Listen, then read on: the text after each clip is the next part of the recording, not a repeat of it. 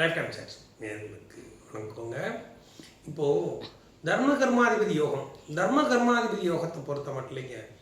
மீன லக்னத்திற்கு மீன லக்னமாக வரும் பொழுது மீன லக்னத்திற்கு 1-10 குடையவராக குரு வந்து விடுவார். 2-9 குடையவராக செவ்வாய் வந்து விடுவார். ஆக 9-10 குடையவர்களாக செவ்வாயும் குருவும் வந்து விடுவார்கள். இப்படி வந்து இவங்க 2 பேரும் எந்த இடத்துல, ஏன்னா ஒரு கிரகம் பாவ கிரகமாகவும் ஒரு கிரகம் சுப கிரகமாகவும் வந்துடுறாங்க. இதில் இன்னொரு முக்கியமான விஷயம் கேட்டிங்கன்னா, இவர் கேந்திராதிபதி வேலை. கேந்திராதிபதி 1-10 கூடிய 1 மற்றும் 10 கூடிய அதிபதியாக குரு வந்து கேந்திராதிபத்திய தோஷமும் உண்டு. இந்த கேந்திராதிபத்திய தோஷம்லாம் அதிகமாக வலுக்கக்கூடாதுன்னு ஏற்கனவே ஒரு வீடியோவில் சொன்ன மாதிரி இவர் உச்ச மட்டும் அடையவே கூடாது, சொந்த வீட்டில் இருக்கவும் கூடாது. ரொம்ப ரொம்ப முக்கியமான ஒரு விஷயம். மீன லக்னமாக இருந்தாலும் சரி, தனுசு லக்னமாக இருந்தாலும் சரி, இந்த 2 லக்னத்திற்கும் குரு தனுசு லக்னத்துக்கு கூட 8ல் போய் உச்சமடைவார், மீன லக்னத்துக்கு 5ல் போய் உச்சமடைவார். சுப கிரகம்தான் உச்சமடையாரு நல்லது அப்படின்னு நம்ம இந்த இடத்துல மட்டும் எடுத்துக்கவே முடியாது. ஏன்னா இந்த லக்னத்திற்கு குரு ஏதோ ஒரு வகையில் மறையணும். இல்லாட்டின்னா அந்த 10ஆம் வீட்டோட ரொம்ப தொடர்பு கொள்ளக்கூடாதுங்க. ரொம்ப முக்கியமான ஒரு விஷயங்க. 10ஆம் வீட்டோட தொடர்பு கொள்ளக்கூடாது, அதிக வலுப்பெறக்கூடாது குரு. அப்படி இருந்தால் மட்டும்தான் இந்த குரு நல்லதை செய்வார். இந்த இடத்துல குருங்கிறது அந்த இடத்துல யாருங்க, அந்த ஜாதகராக வந்துடுறாரு. லக்னமாக வந்துடுதுங்களா, அந்த ஜாதகராக வந்துடுறாரு. அந்த ஜாதகர் வந்து ஒரு ஆக்டிவாக இருக்கணும் அப்படின்னா அந்த குரு வந்து ஏதோ ஒரு வகையில் மறைஞ்சிருக்கணும். அப்படி இருக்குன்னா ஜாதகமும் நல்லா ஆக்டிவாக இருக்கும். இதுதான் ரொம்ப முக்கியமான விஷயம். இப்போது மீன லக்னங்க 5ல் குரு உச்சங்க அப்படின்னா அந்த ஜாதகருக்கு எந்த விதமான செயல்பாடுகளுமே இருக்காது, அவரை டம்மி பண்ணிடும். இந்த ஜாதகத்தை பாருங்கள், நீங்களே வேணாலும் பாருங்கள். மீன லக்னமாக இருந்து 5ல் குரு உச்சம் பெற்ற உங்களுடைய ஜாதகத்தை பாருங்கள். கண்டிப்பாக அவங்களுக்கு பெரிய நல்ல விஷயங்கள், நல்ல ஒரு அமைப்புகளை கொடுத்துருக்காரு. இப்போது தர்மகர்மாதிபதி யோகன் வரும் பொழுது இவர் 10 குடையவராக வந்து 9 குடையவர் செவ்வாய் 2-9 குடையவராக வந்து 9ல் செவ்வாயும் 10ல் குருவும் இருந்தால் அது நல்ல அமைப்பே கிடையாது. ஏங்க 9ஆம் தேதி 9ல் தானங்க இருக்காரு, 10ஆம் அது கணக்கு கிடையாது. அதே சமயம் 1-2லையும் இருக்கக்கூடாது. அப்படி எப்படி வந்தால் அது நல்ல அமைப்புகளை வரும் அப்படிங்கிறதையும் நம்ம பார்ப்போம். பொதுவாக வந்து சுப கிரகங்கள் மூலத்திரிகோணங்களிலும் பாவக்கிரகங்கள் கேந்திரங்களிலும் அமைகிற மாதிரி பரிவர்த்தனை அடைஞ்சோ இல்லை அவங்க சேர்ந்திருக்கிறது வந்து அந்த அளவுக்கு யோக அமைப்புகளை கொடுப்பதில்லைங்க. 9-10 குடையவர்களாக வந்து பாவக்கிரகமும் சுபக்கிரகமும் சேர்ந்தால் அது பெரிய யோக அமைப்பை கொடுப்பதில்லை. அவங்க எப்படி இருந்தால் அது நல்ல யோக அமைப்பை கொடுக்கும் அப்படிங்கிறதையும் நம்ம பார்ப்போம். செவ்வாய் இங்கே 2-9 கூடிய நல்ல ஆதிபத்தியத்துக்கு வந்துடுவார். ஆனால் குருவை பொறுத்தப்பட்ட 1-10க்கு வரும் பொழுது ரொம்ப கேர்ஃபுல்லாக பார்க்கணும். கொஞ்சம் மாறினாலும் அதனுடைய அமைப்புகள், அதாவது அவங்களுடைய பலன்கள் மாறிவிடும். அதனால இந்த குருவும் செவ்வாயும் எப்படி இருந்தால் நல்ல அமைப்பை கொடுக்கும், எந்த இடத்துல இருக்கக்கூடாது அப்படிங்கிறத இப்போ நம்ம பார்க்கலாம். இப்போ பார்த்துப்போங்க, இது வந்துங்க மீன லக்னங்க. மீன லக்னத்திற்கு குரு இங்கேங்க, செவ்வாய் நான் போட்டிருக்கேன் பாருங்க. லக்னாதிபதி லக்னத்தில் செவ்வாய் இங்கே இப்படி இருக்கிறாங்க அப்படின்னா 9-10 குடையவர்கள் 1-2ல் ஆட்சியாக இருக்கிறாங்கங்க. இது ஒரு நல்ல அமைப்பு தானேங்க அப்படின்னா இது நல்ல அமைப்பு கிடையாது. ஏன் அப்படின்னு கேட்டிங்கன்னா 1-10 குடையவராக குரு வந்து, நான் சொல்கிறது நல்லா பார்த்துட்டீங்கன்னா விட கிடைக்கும். 1-10 குடையவராக குரு வந்து, இன்னொரு விஷயம் நான் இப்போ தான் சொன்னேன், இந்த குருவை பொறுத்த மட்டும் வலுப்பெறக்கூடாது, கண்டிப்பாக வலுப்பெறக்கூடாது. இந்த இடத்துல ஆட்சி வந்தால் திக்பலம் அடைவார், நான் இல்லைன்னு சொல்ல வரல. இருந்தாலும் தர்ம கர்மாதிபதி யோகம்னு வரும் பொழுது அவர் எங்கே இருந்தால் நல்ல யோக அமைப்பை கொடுப்பார் அப்படிங்கிறது தான். ஏன் கேட்டீங்கன்னா, இந்த இடத்துல குரு நான் எடுத்துட்டேன்னா இந்த இடத்துல குரு இருந்தால் நல்லது தான். இங்கே செவ்வாய் இருந்தால் அவ்வளோ நல்லது கிடையாது. ஏன்னா 2ஆம் வீட்டில் செவ்வாய் ஆட்சியாக இருந்தாலும் அவர் யோக அமைப்பை கொடுக்க மாட்டார். ஏன்னா அவர் 4-7-10ல் இருந்தால் மட்டும்தான் அவர் நல்ல அமைப்புகளை கொடுப்பார். இப்போ அவர் அப்படி வரும் பொழுது இங்கே இருக்கிறத விட நான் இங்கே போடுற மாதிரி இந்த கணக்கு கரெக்டாக வரும். எப்படி போட்டிருக்கேன் பாருங்க, 9ல் குரு 10ல் செவ்வாய்.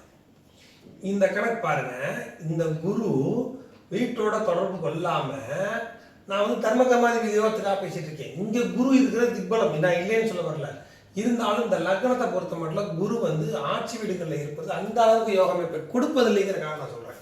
இந்த குரு 9லிருந்து லக்னத்தை பார்ப்பார். இங்கேருந்து 5ஆம் பார்வையாக லக்னத்தை, இது அம்சமான அமைப்புங்க. அப்புறம் செவ்வாயும் குருவும் பரிவர்த்தனை அடைஞ்சிடுறாங்க. அப்போ 9, 10 குடையவர்கள் பரிவர்த்தனை இப்படி வரணும். ஏன் அப்படின்னு கேட்டீங்கன்னா, இந்த இடத்துல செவ்வாயும் குருவும் சேர்ந்துக்கலாமா? அது நல்ல அமைப்பு கிடையாது, பெரிய யோக அமைப்பை கொடுக்காது. ஏன் கேட்டீங்கன்னா, மூலத்திரிகோணத்தில் பாவக்கிரகங்கள் இருப்பது யோகம் கிடைக்காது.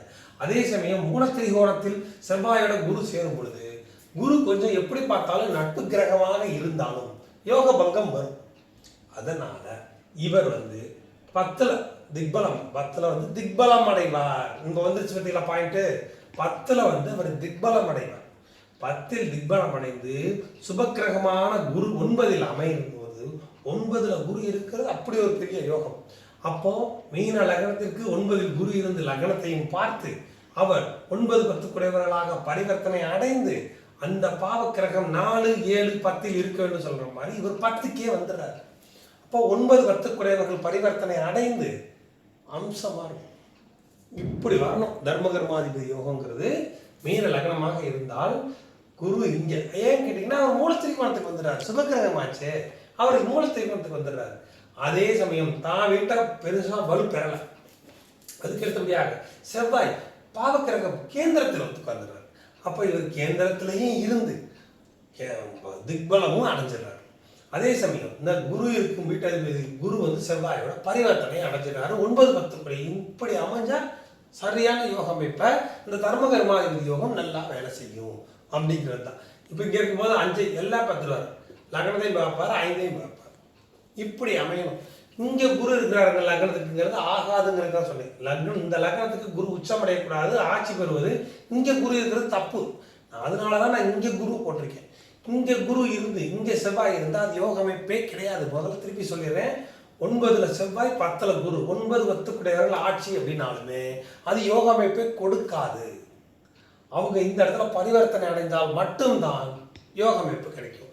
இந்த குருவும் செவ்வாயும் 10ல் இருக்கிறாங்க, அது கூட சேர்த்துக்கலாம். ஆனால் அது பெரிய யோக அமைப்பு இல்லை. அதுக்காகத்தான் அது போடலை. இங்கே குருவும் செவ்வாயும் சேர்த்துக்காங்களா, அது பெரிய அமைப்பு கிடையாது. ஓரளவுக்கு தான் யோகத்தை கொடுக்கும், பெரிய யோகத்தை கொடுக்கும். இந்த மாதிரி பரிவர்த்தனை அடையும் போது இந்த கர்மாபதியும் அம்சமான யோகத்தை கொடுத்து விடும். இந்த 2 பேரையும் சுக்கிரனும் மட்டும் பார்க்கல அப்படின்னா அம்சமாக இருக்கும் இந்த யோக அமைப்பு. செவ்வாய் திசை வந்தாலும் சூப்பர், குரு திசை வந்தாலும் சூப்பர். பொதுவாகவே இந்த ஜாதகத்துக்கு எல்லா வளங்களும் கிடைக்கும். அதுலேயும் இந்த செவ்வாய் திசையோ குரு திசையோ வரும்போதெல்லாம் இவங்களுக்கு அதாவது அபரிதமான வளர்ச்சியை கொடுக்கும். இப்படி தான் அமையணும். இங்கே குரு இங்கே செவ்வாய் அதுவும் சரியாக வராதுங்க. இங்கே குரு இங்கே செவ்வாய்ங்க, இங்கே செவ்வாய்ங்க இங்கே குருங்க அப்படிங்கிறப்ப இங்கே பரிவர்த்தனை அடைகிறாங்க அப்படின்னா இதுவும் பெரிய பலன்களை கொடுப்பதில்லை. ஏனென்றால் இவர் லக்னத்தில் இருக்கக்கூடாது.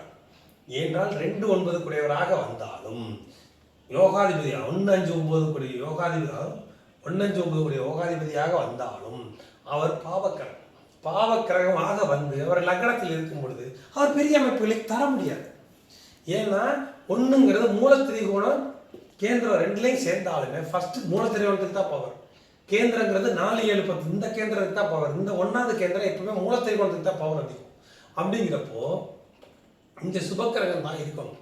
ஆனால் முதல்ல இந்த லக்னத்தில் குரு இருந்தாருன்னா திக்பலம் தான் இருந்தாலும் அது ஒரு பெரிய அமைப்புன்னு சொல்ல முடியாது.